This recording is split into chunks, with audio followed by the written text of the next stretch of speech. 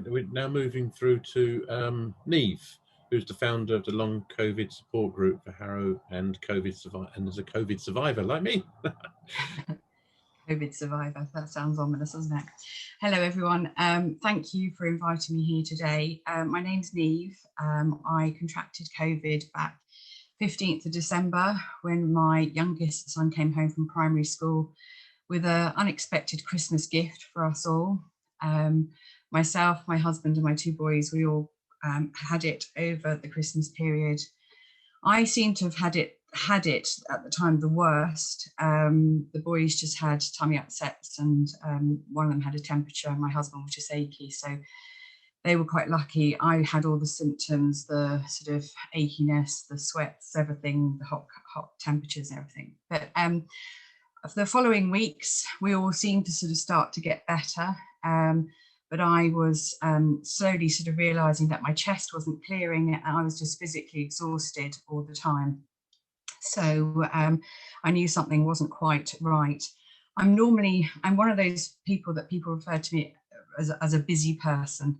I worked prior to this, which I still do work, but I'm on sick leave at the moment. Prior to this, I am a university lecturer working 5 days a week. I've got two young boys, so I was normally running around looking after them. I published a magazine prior to this, and I was very active in my community, as Graham would vouch the amount of emails I sent to him moaning about things. And that's all stopped. I'm now coming into my 7th month of long COVID. I was diagnosed with long COVID sort of January time, because of my shortness of breath just wasn't clearing, my fatigue was worsening, and I was just finding it very, very difficult to manage. My symptoms have varied. It really is the virus that keeps on giving. Every month, thank you for switching that. The symptoms I sort of suffer from are severe fatigue.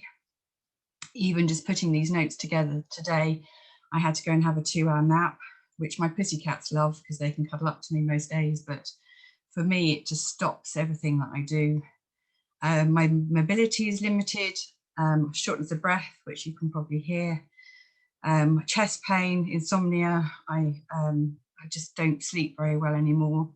Pins and needles in my hands, which is incredibly frustrating. I'm a keen knitter and that sort of has stopped. Brain fog, which is just humiliating because I'm normally quite a sharp person. I'm quite on it.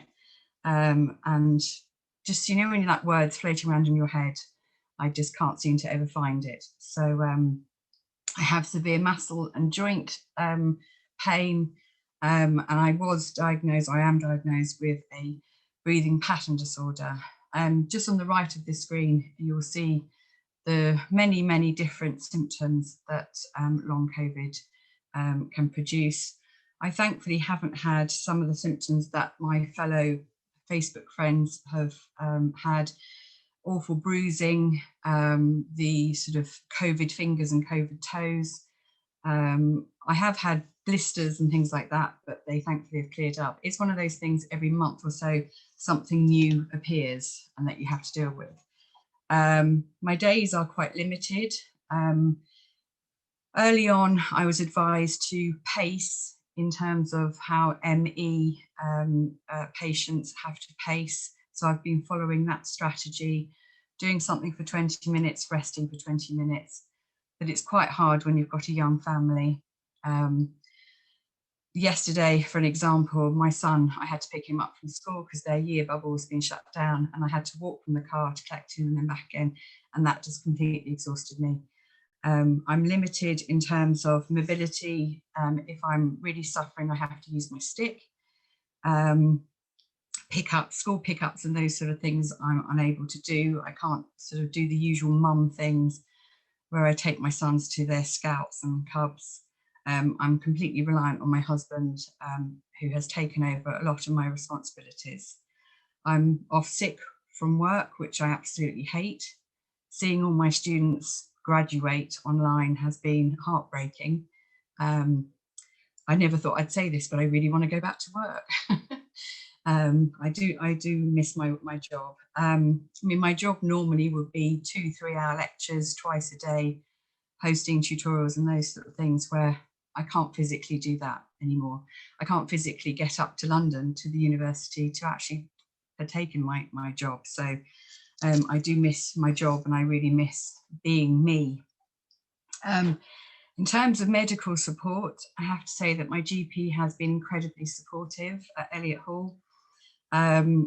He was very hands up at the beginning and said, this is such a new virus, new illness that we're all learning. He, well, I don't know, stupidly or wisely gave me his email address, and we've been sharing papers and news articles and bits of information. I'm a real researcher, an academic at heart, so I like to sort of do research into things. So we've worked our way through it. He referred me to the long COVID clinic at Central Middlesex, and I was seen and I had a 3-hour consultation, which was exhausting, but sort of felt like I was actually getting somewhere with this. And it was so good just to talk to people who understood what I was going through. I've been diagnosed with a breathing pattern disorder, and I have my first respiratory consultation next week at Central Middlesex. And I've also been accepted onto the English National Opera Breathe programme, which I'm really looking forward to because I can't sing. I'm going to have to put it on mute. But a couple of the women on the Facebook group have said it's a game changer, which I'm just anything just to help will make a massive difference. The brain fog, I have been referred to a brain trauma clinic. That I haven't had any details through from that, so I'm hoping that will start before I go back to work in September. The brain fog is frustrating because it's on the end of your tongue and you're trying to say it, or you just can't remember. I had to phone my mum the other day. Don't tell my husband this, but I couldn't remember my wedding date. I had to fill in a form and I couldn't remember it, so I had to phone my mum for that. My husband finishes my sentences for me, which is incredibly frustrating. Yes, it's 7 months now, and it's been a really long, lonely 7 months. And I say lonely because you're left, basically. You've got this, and unless you bug your doctor every single day, which obviously you can't do, there's no one else really that understands it. I get awful fatigue.